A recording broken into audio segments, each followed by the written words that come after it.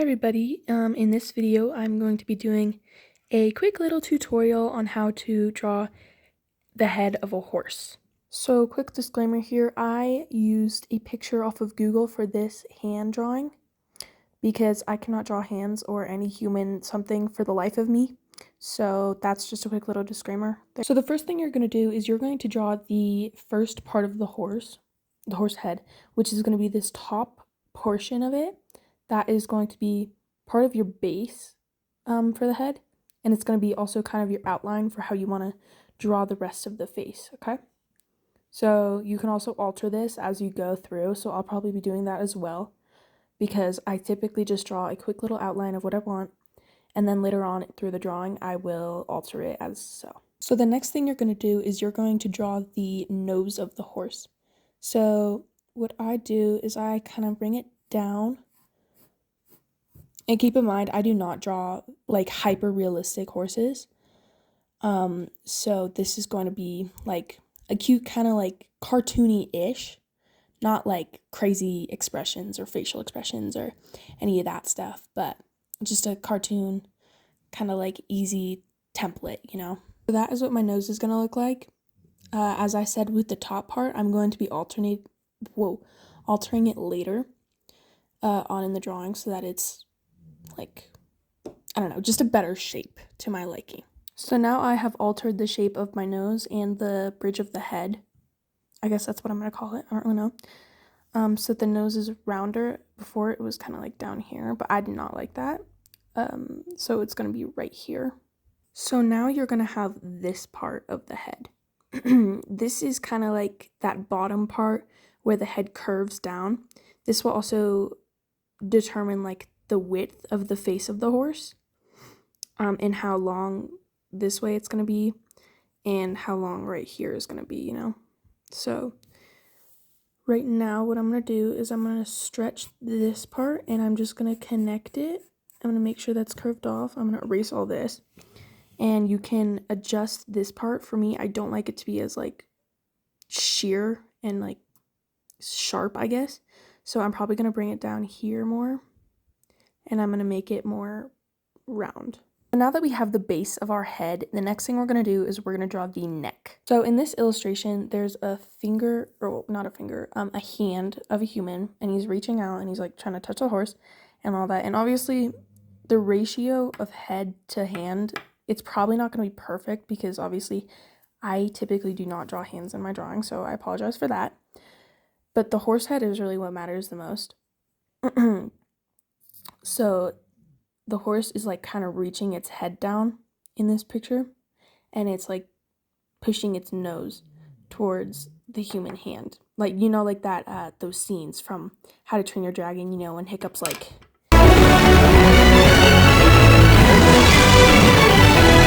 you know, you get me, trust. So I'm gonna kind of draw the neck going either this way or out this way. It depends, but the human hand kind of looks like it's reaching up a little bit more.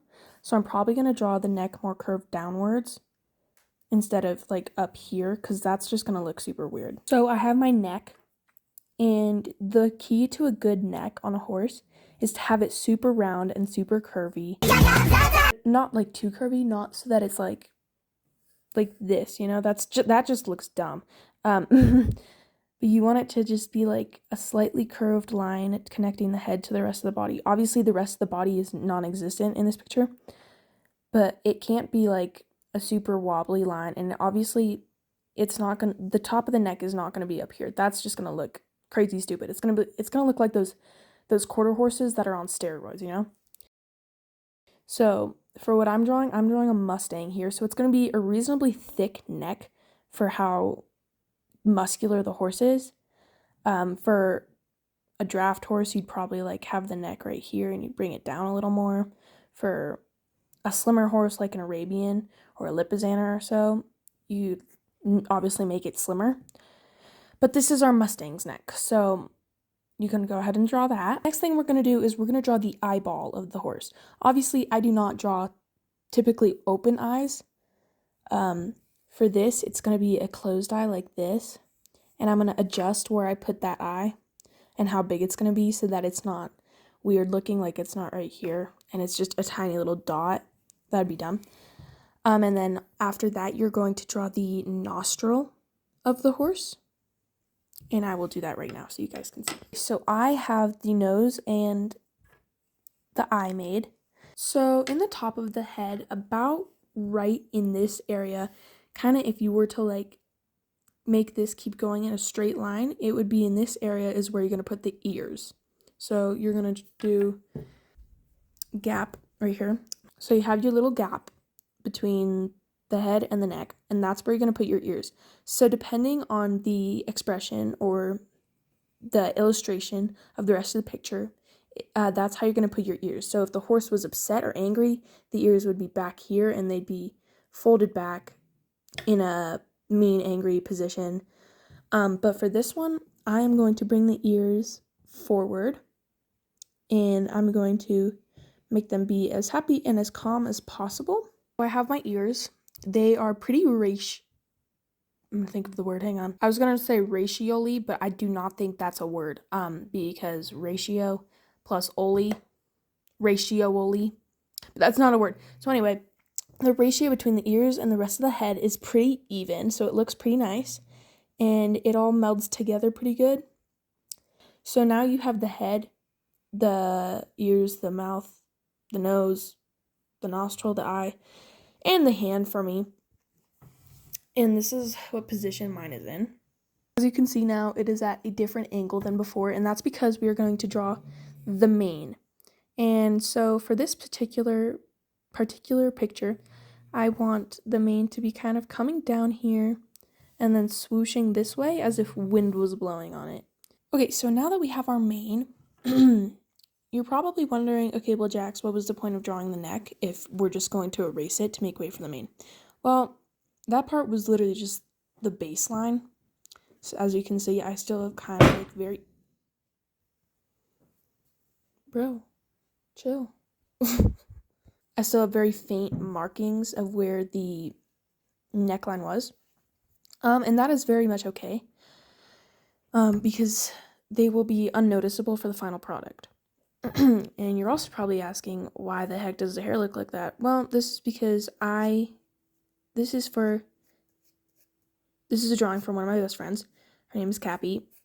So I still need to add color, and I want to have lots of depth to this mane instead of just like a ton of squiggly lines going downward, you know? That just doesn't look, that never really ends well.